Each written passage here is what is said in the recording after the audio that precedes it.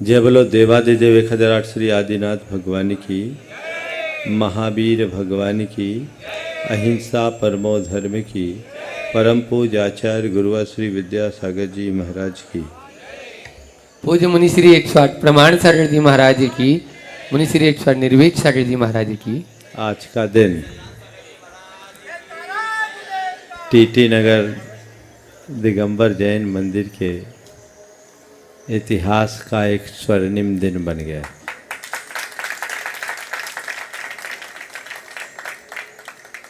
हम सब ये बात अच्छे तरह से जानते हैं कि देव, शास्त्र और गुरु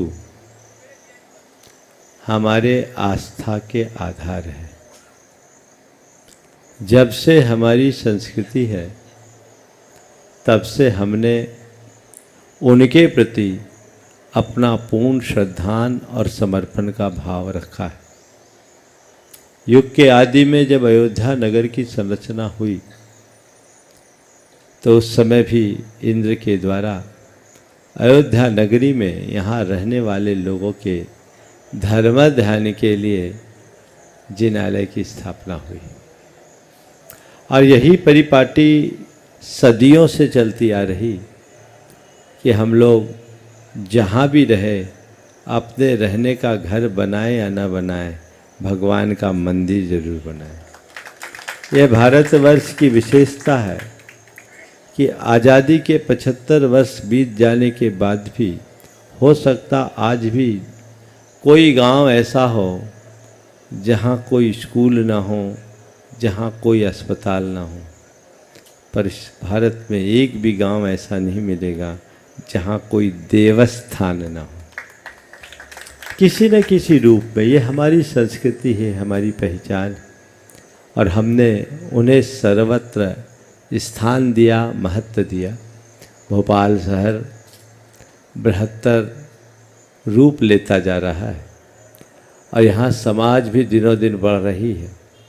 बढ़ती हुई समाज में हर जगह मंदिर बनाया गया और कभी टीटी नगर का ये मंदिर टीन शेड में था, नाम भी आज इसका टीन शेड पड़ा हुआ है।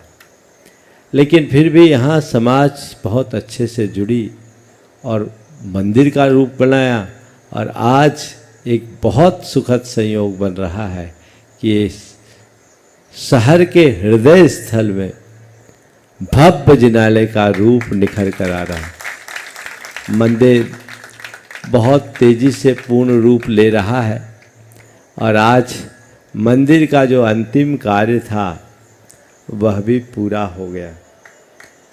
बड़ी प्रसन्नता का विषय है कि इस मंदिर की 9 वेदियां और 3 शिखर है। उनमें मुख्य रूप से 4 परिवारों की भागीदारी में, बल्कि 5 परिवारों की भागीदारी में सारा काम हो गया। आज सबसे पहला उदाहरण प्रस्तुत किया है भाई राजेश भारिल, निशा भारिल परिवार ने। उनके पुत्री नेहा और पुत्र रौनक और पूरा परिवार, जिन्होंने एक ओर के संपूर्ण जिनालय के निर्माण का पुण्यार्जन किया, जिसमें 3 वेदी, 3 भगवान और उसका शिखर। उनके सौभाग्य की जी भर करके सबको सराहना करना चाहिए। दूसरी ओर का सौभाग्य प्राप्त किया बाएं ओर के वेदी, 3 वेदी, 3 शिखर, 3 वेदी, 3 भगवान और शिखर संपूर्ण जिनालय का वो सौभाग्य प्राप्त किया सुनील रंजना राजहंस परिवार। एक बार उनके पुण्य की सराहना करिएगा। और जिसने सबसे शुरुआत की और समिति को बल दिया, मूल नायक और मूल वेदी को स्थापित करने का सौभाग्य प्राप्त करने वाले सुरेश चंद जी, राजेश कुमार कोयला वाला परिवार, उन्होंने प्राप्त किया। और मध्य की वेदी और मध्य का मुख्य शिखर प्राप्त करने को संपन्न करने का सौभाग्य प्राप्त किया मनोज सीमा मोदी परिवार। इनके पुण्य की सराहना करनी चाहिए। और ऊपर की एक वेदी रह गई, वेदी प्रतिमा, और वो वेदी और प्रतिमा को स्थापित करने का सौभाग्य प्राप्त किया। आपकी कमेटी के सक्रिय सदस्य और कोषाध्यक्ष सुरेंद्र जैन परिवार ने हमें इनके पुण्य की भूरी बहुत बहुत सराहना करनी चाहिए।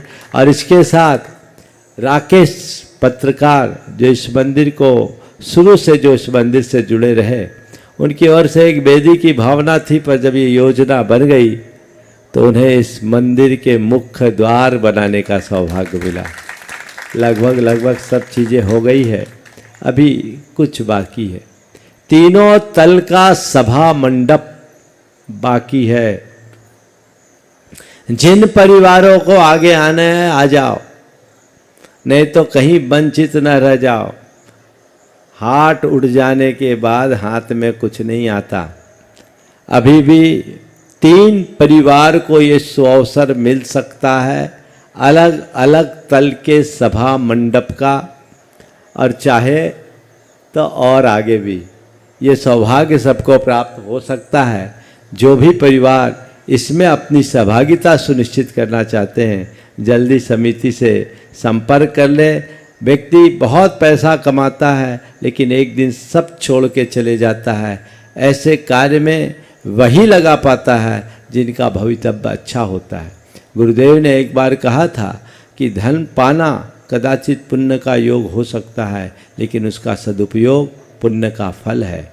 बहुत प्रबल पुण्य होता है तब ऐसे कार्यों में धन लगाने का भाव होता है और लगाने की अनुकूलताएं बनती है।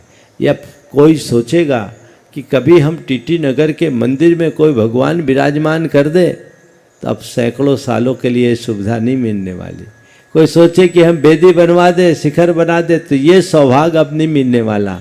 तो अब जो बचा है ये मौका ले सकते हैं। ये पूरे भोपाल शहर का हृदय स्थल है। मुख्य मार्ग पर इतना भव्य जिनालय है, उसकी संरचना हो रही है। तो इसके लिए अभी जिनको अपना अवसर लेना है लीजिए।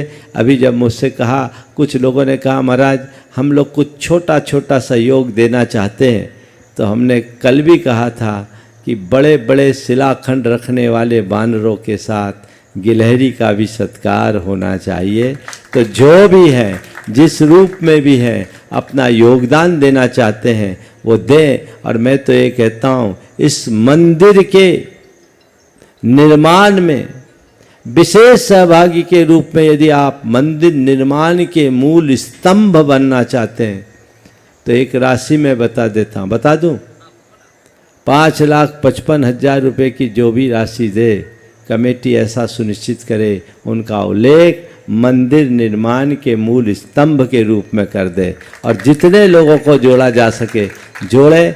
कम राशि वाले का भी आप सम्मान करें, लेकिन अंकन करने के लिए एक सम्मानजनक राशि होनी चाहिए।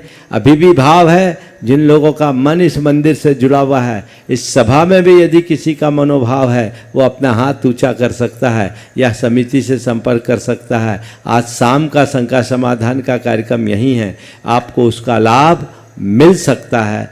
आज ये कार्य पूरा हुआ है। अब कमेटी की जिम्मेदारी है कि इस मंदिर को शीघ्रातिशीघ्र भव्य स्वरूप प्रदान करे। हालांकि तत्परता से लगे हैं आपके आर्किटेक्ट चंद्रशेखर जैन, जो घुनायतन के आर्किटेक्ट है, बहुत ही रुचिपूर्वक और बहुत कलात्मक ढंग से इस मंदिर को सज्जित करने में अपनी भूमिका निभा रहे हैं। और जो कारीगर और ठेकेदार है वो भी बहुत अच्छे हैं। कमेटी तत्परता से काम कर रही है। आगे का द्वार भी खोलेंगे, हाँ आगे का द्वार भी खोलेंगे। हाँ, मैं बता रहा हूँ। इसके साथ ये तो मंदिर का है ही, लेकिन मैं कमेटी को कहना चाहता हूँ, सरकार ने स्मार्ट सिटी के नाम पर पूरे भोपाल का पुनरुद्धार कर दिया। तो स्मार्ट सिटी के भीतर रहने वाला मंदिर भी स्मार्ट सिटी जैसा दिखना चाहिए। अभी जब आप खड़े होते हो सड़क पर तो ये जो बिल्डिंग बनी हुई है पूरे मंदिर को ढकती, इसे हटाना है। अच्छे आर्किटेक्ट से बात करके इसका बढ़िया एलिवेशन बनाओ। सड़क पर खड़े होते ही विशाल और भव्य मंदिर झलके, और जो आपकी रिक्वायरमेंट है समय के अनुसार उस जगह की शोभा को बचाते हुए आप उसे बनाएं, उसकी भी योजना बनाएं। पर उसको सेकेंड फेज में पहले मंदिर बना ले तो उसमें भी लगेगा ही सब। आपका एक एक पैसा अच्छे कार्य में लगेगा और उस कार्य के लिए सभी को उत्साहित होते रहना चाहिए। तो ये कार्य बहुत अच्छे से संपन्न हो गया। अमर और पूरी कमेटी मेरे पास बार बार आती थी, चिंता करती थी महाराज काम कैसे होगा कैसे होगा। तो मैं कह रहा हूँ बस श्रद्धा रखो, श्रद्धा से सारे काम होते हैं। आज आपके जो आरंभिक चरण की ज़रूरत थी लगभग पूरी हो गई है। अब तो ये आपको तय करना है कि इस महत् कार्य में मेरा क्या लगा, ये आपको सोचना है। मेरा क्या लगा, मेरा जो लगा वही मेरा है। तो ये प्रयास सबको करना चाहिए, कोई परिवार वंचित न रहे। अपनी अपनी श्रद्धा भावना के अनुरूप जो अंशदान आप दे सकें वो देने का सभी को प्रयास करना चाहिए। आज ज़्यादा बोलने की स्थिति नहीं है, मैं केवल इसी आशीर्वाद के लिए मंच पे यहाँ आया कि ये कार्य शीघ्रातिशीघ्र पूरा हो। हमारा काम हो गया है। कल भावना योग का बृहद आयोजन आप सबको पता ही है, उसमें अपनी सहभागिता सभी को सुनिश्चित करनी है। और भावना योग के उपरांत कल हम लोग यहाँ से 1100 क्वार्टर में जाएंगे, वहीं आहारचर्या संपन्न होगी। तो आज का यहाँ का बहुत अच्छे मुहूर्त में ये कार्यक्रम संपन्न हुआ है। ब्रह्मचारी अभय भैया और उनके साथ अविनाश, पारस और छोटू भाई ने मिलकर सारी क्रियाओं को संपन्न किया है।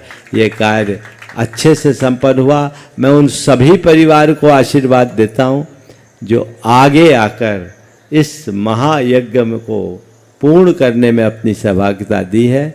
और मैं उन परिवारों को भी आशीर्वाद देता हूँ जो अन्य रूप से जुड़े हैं और साथ ही अमर और उसकी पूरी कमेटी को कि जिम्मेदारी अब तुम्हारी बढ़ गई है, कार्य को तय समय में पूरा करना है। जल्दी काम पूरा करके हमारे पास आओ इस निवेदन के साथ कि महाराज अब आप चलो, हमको पंच कल्याणक प्रतिष्ठा संपन्न करना है। हाँ, ये बोल रहे मुहूर्त निकाल दो। मुहूर्त निकालेंगे तुम्हारी चाल देख के, पहले चाल दिख जाए उसके बाद तो बहुत बढ़िया। जल्दी ही जल्दी ये कार्य करना है। और पुनः मैं बोलता हूँ, जिन परिवारों को सभा मंडप अंकित करना है, सभा मंडप के निर्माण में अपनी सहभागिता देना है, ये सुअवसर उनके लिए उपलब्ध है।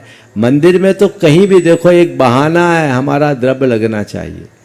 कहीं भी लग गया, जो मौका मिल जाए वहाँ अपना करके ये कार्य कर सकते हैं और लाभ उठा सकते हैं। समय आप सबका पूर्ण हो गया है। बोलो अहिंसा परमो धर्म की।